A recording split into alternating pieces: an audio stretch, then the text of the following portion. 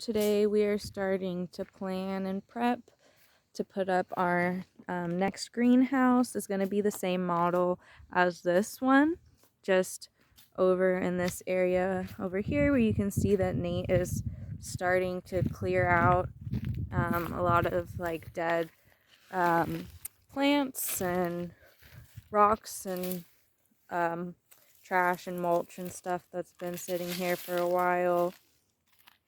This greenhouse we're going to do a little bit differently.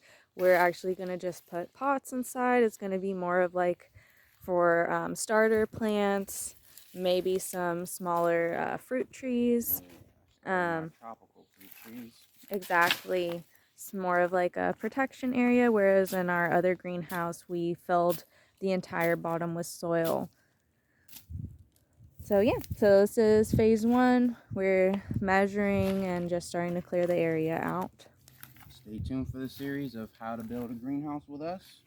Check it out.